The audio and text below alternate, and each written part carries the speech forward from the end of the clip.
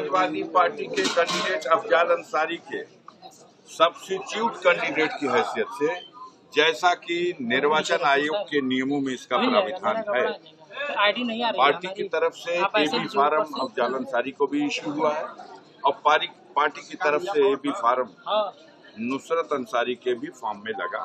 उन्होंने भी अपना नामांकन दाखिल किया। वो सब्स्टिट्यूट कैंडिडेट की होंगी।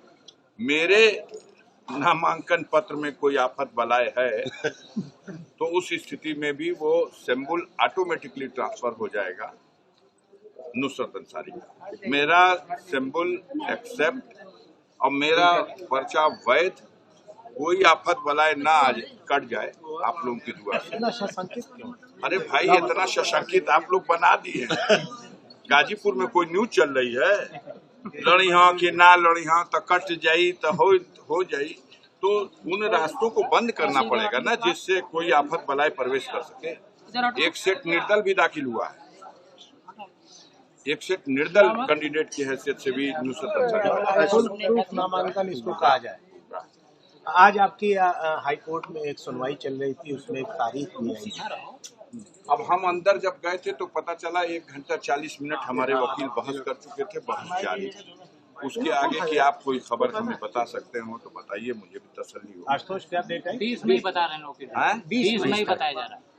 20 मई तो महीना है ये यार। 20 मई अगली 20 तारीख में शायद डेट पड़ी है, ऐसा बताइए। बहस तो हो गई जजमेंट के लिए या क्या? अब हम डेट पड़ी। अच्छा तो ठीक है, वो डेट अपनी जगह। सांसद जी, आज आपके साथ मुख्तार अंसारी का बेटा उमर भी आया हुआ है और अटकलें चल रही थी कि उमर अंसारी नाराज चल रहे हैं। कृपा करके ये बताइए, ये अटकल कौन लगा रहा था और हवा इसको कौन दे रहा था? मीडिया में चल रही थी। तो मीडिया के भाइयों से हम लड़े कि विरोधी पार्टियों से लड़े? तो आज उसको इसीलिए लाना पड़ा। नहीं, हम क्यों लाना पड़ा? हम तो परिवार के गार्जियन हैं। इस स्तर पर हमारे परिवार का बच्चा इसमें सम्मिलित हो रहा है, तो आप फिर इसको भी कोई हवा दे दो, मत बना, कोई हवा दो। क्या कहते हैं, खाल लाना पड़ा का कहाँ से बात आया? वो मेरा घर का बच्चा है। मैंने कल भी कहा था मेरे घर में सब खैरियत है और कोई घुसपैठ काम नहीं आ सकती। चुनाव मजबूती से लड़ रहे हैं, कैसा है चुनाव? हमारा चुनाव आप पता करिए, कोई भी कैंडिडेट अपना चुनाव अच्छा समझता है। हम लोग सादगी के साथ पैदल टहलते हुए अंदर गए, पर्चा भर के जांच पड़ताल करा के वापस चले गए। दिक्कत समझ में कैसी दिक्कत है? कोई अड़चन कोई नहीं, क्या दिक्कत? हमको रसीद दे दिया कि आपके पर्चे में कोई कमी नहीं है। आज आपने नामांकन किया है और चौथे चरण की वोटिंग चल रही है, क्या उम्मीद करते हैं? जो खबरें मिल रही हैं, उत्तर प्रदेश के स्तर पर 13 सीटें हैं। इस पिछले 2019 में 13 की 13 सीटें जीत गई थी भारतीय जनता पार्टी। इस बार खैरियत नहीं है। उन्नाव की सीट पर अनु टंडन चुनाव जीत रही है। इस बार लखीमपुर खीरी, सीतापुर, इटावा और कन्नौज, ये सारी सीटें धुआंधार वोट से समाजवादी पार्टी जीतने जा रही है। जनता का रुझान साफ दिखाई दे रहा है। इन 13 सीटों में आधी सीट भाजपा बचा ले यूपी में, तो बड़ी बात। नामांकन के बाद अब क्या? अब आपका कोई आदेश हो तो बताइए। प्रत्याशी की हैसियत से तो हम प्रचार करने के लिए, जनता को सलाम करने के लिए उनके बीच में घूम रहे हैं। नहीं, लगातार आप जो है हर विधानसभाओं में 2-2, 3-3 बार कर चुके हैं अपना दौरा। 7 बार, 7 टाइम कर चुके हैं।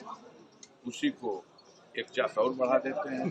पहले नौहर्रा लगा के जोता, रोटावेटर से जोत रहे हैं। कोशिश कर रहे हैं कि लेवलर लगा के अंतिम चास बिल्कुल लेवल में कर दिया जाए। बाकी आप लोग अपनी दृष्टि से देखिए वास्तविकता क्या है।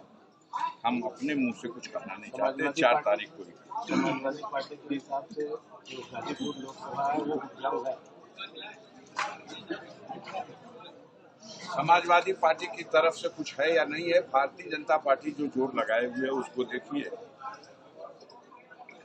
उत्तराखंड के चीफ मिनिस्टर को भी पर्चा भराने के लिए बुलाना पड़ा और उत्तर प्रदेश के डिप्टी सीएम भी सम्मिलित हुए और पूरी ताकत लगा दिया। हम लोग उनके सामने पर्चा भरने के उस कार्यक्रम के जो दृश्य थे उस मामले में कहीं नहीं खड़े।